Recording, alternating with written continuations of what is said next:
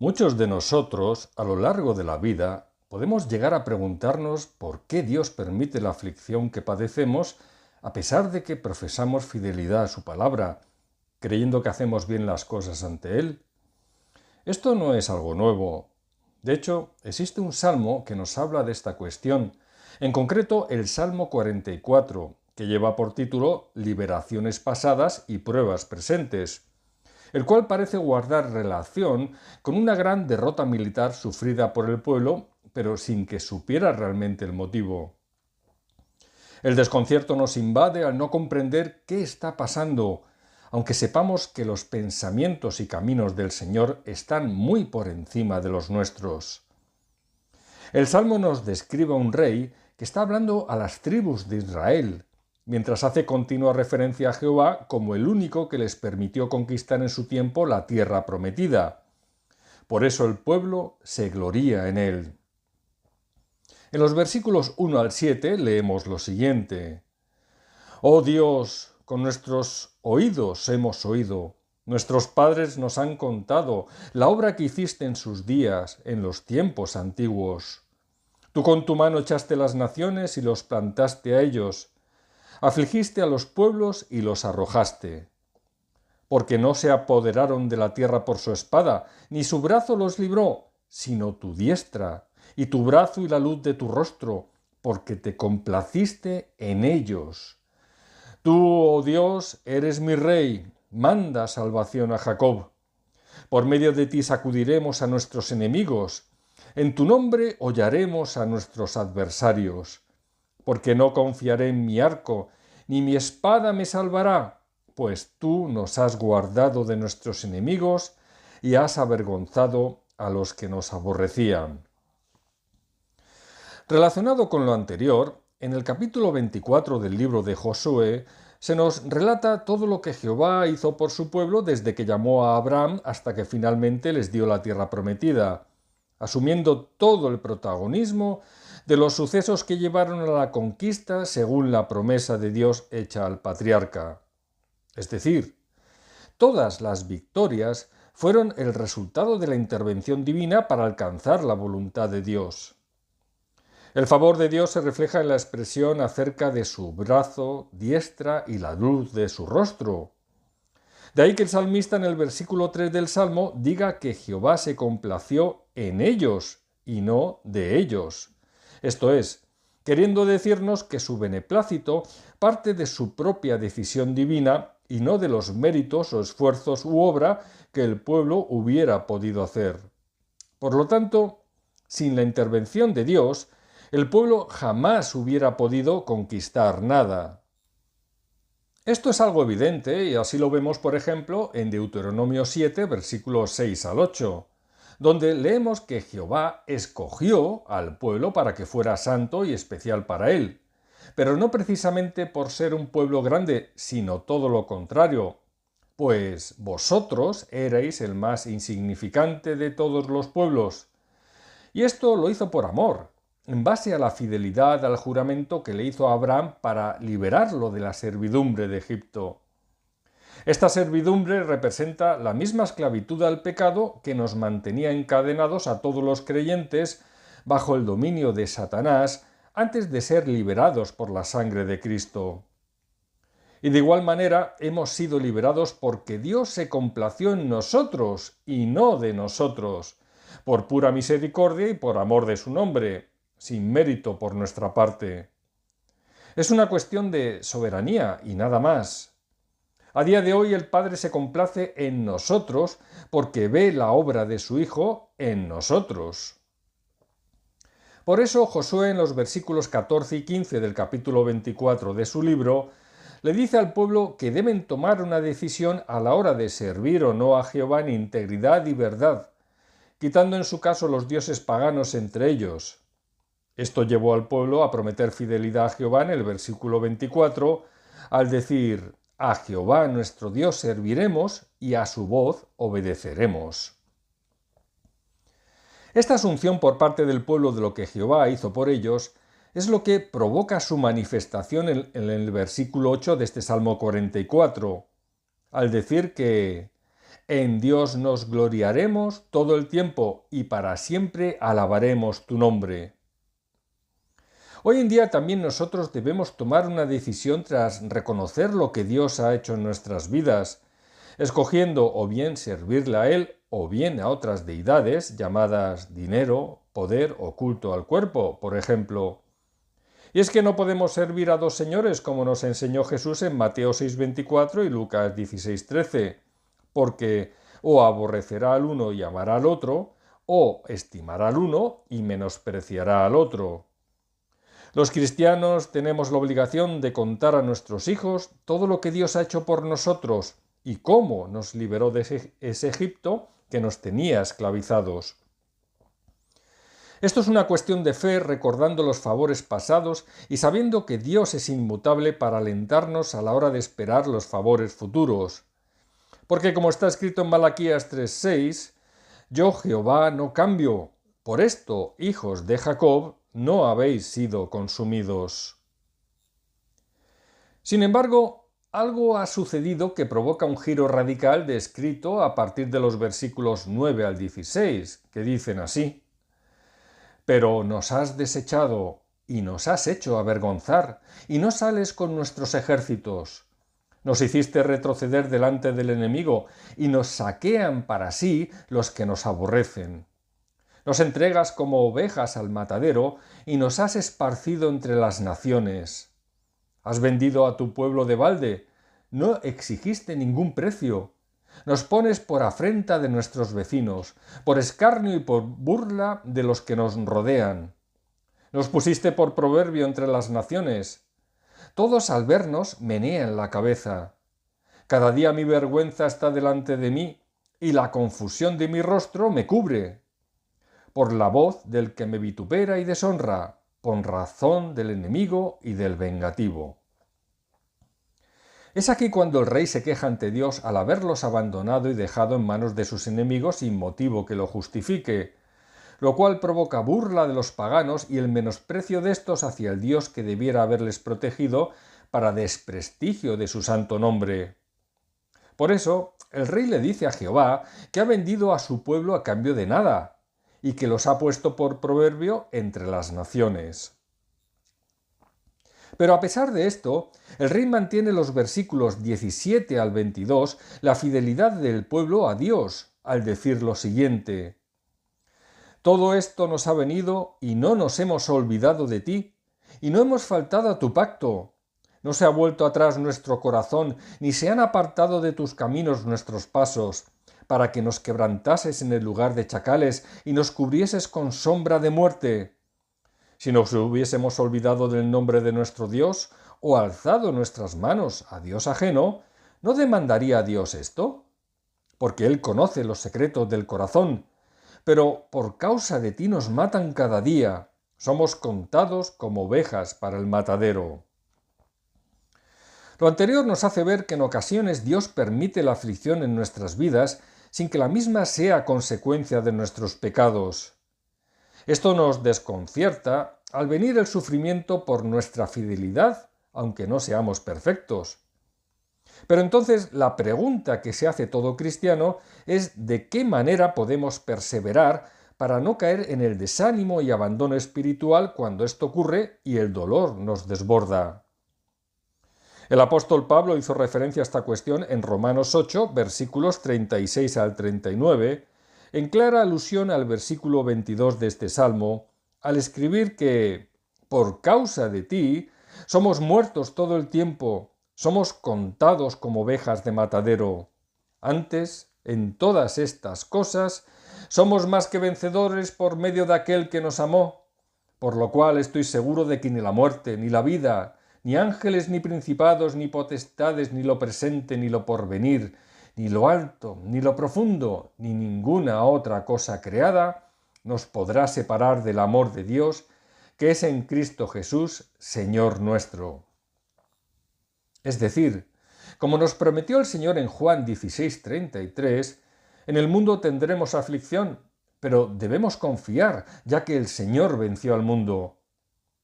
Pablo no nos habla de las consecuencias negativas que vienen a nuestras vidas por los pecados que cometemos, sino debido a otras circunstancias. Por eso en Romanos 8:35 se pregunta: ¿quién nos separará del amor de Cristo? ¿Tribulación, o angustia, o persecución, o hambre, o desnudez, o peligro, o espada? En otras palabras, lo que nos quiere decir es que por mucho que nos duela, los cristianos vamos a pasar por situaciones desagradables a lo largo de la vida, sin que ello sea necesariamente motivado por pecados que cometamos.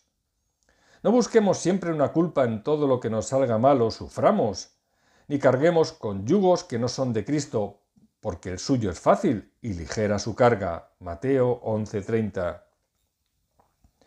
Por ello seremos muertos y contados como ovejas de matadero por la causa de Cristo, pero a su vez seremos vencedores porque Él nos amó hasta dar su vida por nosotros, como añade el versículo 37 de Romanos 8. De ahí que tengamos la seguridad que nada puede separarnos del Padre una vez que hemos sido escogidos por Él, por mucho que se nos acuse, ya que solo Dios es quien nos puede justificar por medio de su Hijo Jesucristo, como describe el versículo 33. Somos escogidos porque toda salvación de Él procede, no de nosotros, por mucho que hagamos. Por tal motivo, en este Salmo 44, el salmista hace referencia a lo que Jehová ha hecho por su pueblo para vencer a sus enemigos y conquistar la tierra prometida.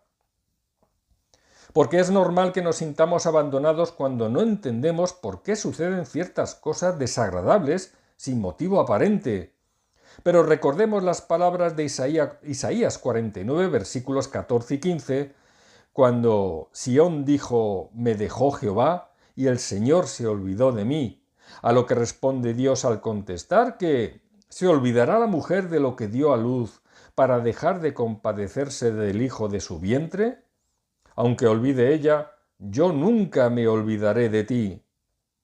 Y la promesa de Jesús es que pase lo que pase, siempre estará con nosotros todos los días hasta el fin del mundo. Mateo 28:20.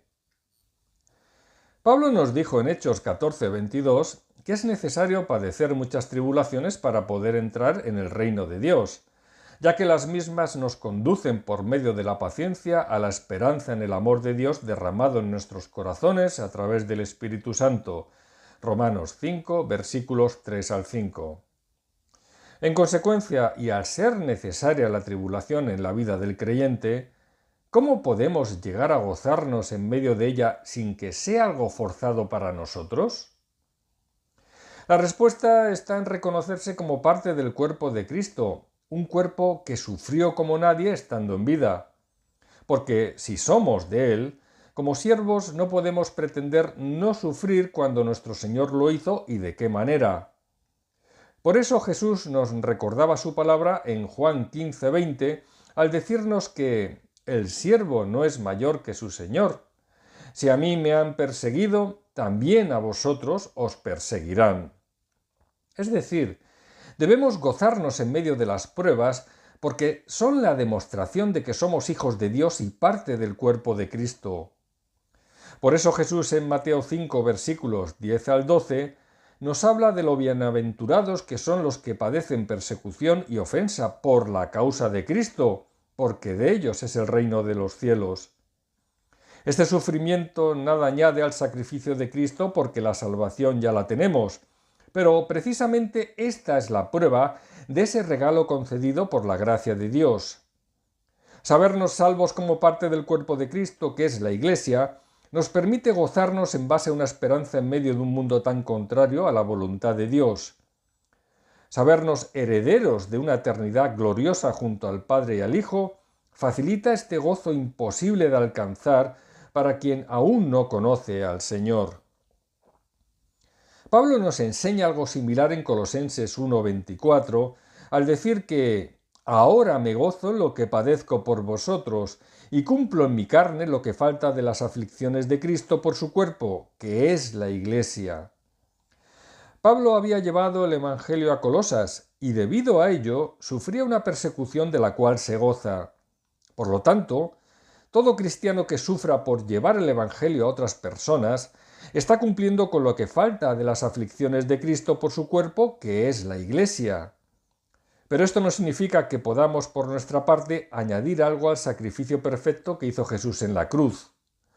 Nuestro sufrimiento es la demostración de una salvación ya otorgada. Lo que nos quiere decir Pablo es que el cuerpo de Jesús ya sufrió todo hasta la muerte, pero aunque haya muerto, los enemigos de Cristo aún desean hacer sufrir al cuerpo que de él permanece hasta el día de hoy, que es su iglesia, porque lo aborrecen. Nosotros somos ahora ese cuerpo que es objeto de persecución, escarnio y del sufrimiento que proviene del enemigo usado por Satanás, sean otras personas o nuestra propia carne. Es decir, nuestro sufrimiento como cristianos al presentar el Evangelio ante el mundo nos demuestra que somos parte del cuerpo de Cristo y por eso nos gozamos al reconocernos como salvos. También nos recuerda la gracia que lo ha permitido para así poder valorarla como regalo inmerecido, pero a costa de un pago que hizo otro por nosotros, porque por lo general no valoramos lo que recibimos gratuitamente. Este es el gozo que Jesús nos enseñó que tuviéramos, derivado de la octava bienaventuranza de Mateo 5:10, al tratarse de un sufrimiento que no es consecuencia de nuestros propios pecados. Estas pruebas que el Padre permite nos dejan cicatrices tanto en el cuerpo como en el alma, marcas igualmente necesarias para no olvidar el favor de Dios que nos liberó de ellas. Porque el Señor nos quiere enseñar a vivir en el contentamiento a través de aquellas pruebas. Pero el propósito de Dios no es regalarnos cosas porque nos da lo que necesitamos, sino redimirnos de una muerte segura.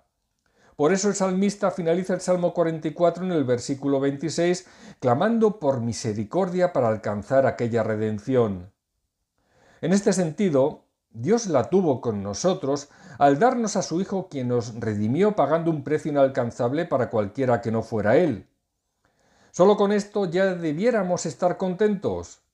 Por tal motivo, cuando sufrimos entendiendo que es por la causa de Cristo, todo cobra sentido y aceptamos la necesidad del sufrimiento cristiano. Sabemos que hasta que no obtengamos cuerpos glorificados, sufriremos en el que aún permanece en este mundo como cuerpo de Cristo, que es su Iglesia. En definitiva, todo lo anterior no quita que ante el sufrimiento que padecemos en esta vida, clamemos la ayuda del Señor como hace el salmista en la parte final del Salmo en los versículos 23 al 26. En ellos leemos lo siguiente: Despierta, ¿por qué duermes, Señor? Despierta, no te alejes para siempre. ¿Por qué escondes tu rostro y te olvidas de nuestra aflicción y de la opresión nuestra? Porque nuestra alma está agobiada hasta el polvo y nuestro cuerpo está postrado hasta la tierra. Levántate para ayudarnos y redímenos por causa de tu misericordia. Nuestra desesperación nos lleva a pensar que incluso Dios duerme mientras estamos a merced de las olas en medio de la tormenta, cuando sabemos por el Salmo 121 que es imposible que esto ocurra. Pero incluso cuando se hizo hombre y durmió sobre un cabezal de la barca en medio de la tempestad, nunca dejó desamparados a los discípulos que le despertaron para reprender el viento y calmar el mar. Por lo tanto, y pese a la poca fe que tengamos, siempre podemos despertar al Señor clamando en oración para calmar nuestra ansia, ya que Jehová te guardará de todo mal, Él guardará tu alma. Salmo 121:7. Y lo hará no por nuestras obras, sino por causa de su misericordia, como refleja la parte final del Salmo 44. Finalmente, la conclusión a la que llegamos es que la única manera de poder soportar la prueba cuando nos mantenemos fieles a Dios y así perseverar hasta el final es gracias a esa misericordia que pide el salmista en el versículo 26. Como está escrito en Filipenses 2:13, todo el querer y el hacer vienen de Él por su buena voluntad. Nuestra perseverancia no depende de nosotros, sino de Dios, porque el que comenzó en nosotros la buena obra la perfeccionará hasta el día de Jesucristo. Filipenses 1:6. Esto es consecuencia lógica de lo que somos como hijos de Dios redimidos y salvos, ya que el Padre no va a permitir que ninguno de sus escogidos se pierda a lo largo del camino. La perseverancia frente a las pruebas es necesaria porque solo quien persevere hasta el fin, éste será salvo. Mateo 24:13. Además, sabemos que a los que aman a Dios todas las cosas les ayudan a bien, esto es, a los que conforme a su propósito son llamados. Romanos 8:28. Este propósito se cumple siempre en nosotros al partir de un Dios soberano que todo lo puede según su voluntad. ¿Y por qué?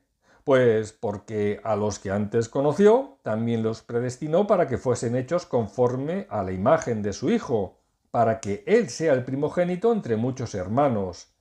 Y a los que predestinó, a estos también llamó, y a los que llamó, a estos también justificó, y a los que justificó, a estos también glorificó. Romanos 8, versículos 29 y 30. Es decir, todo depende de Dios aunque nosotros participemos en el proceso de la santificación hasta la muerte perseverando.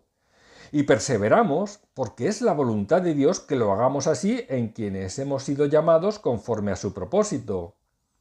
Es Dios quien impide que nos dejemos llevar por nuestra naturaleza, que nos tienta para abandonarlo cuando las cosas no nos salen bien o como esperamos. Así es porque la obra y el resultado final es de Dios, no nace de nosotros. Por eso en Romanos 5:10, Pablo nos dice que si siendo enemigos fuimos reconciliados con Dios por la muerte de su Hijo, mucho más, estando reconciliados, seremos salvos por su vida.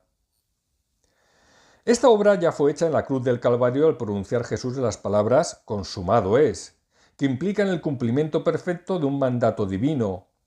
Este mandato lo expresó el Señor en Juan 6:39 al decir que esta es la voluntad del Padre, el que me envió, que de todo lo que me diere no pierda yo nada, sino que lo resucite en el día postrero.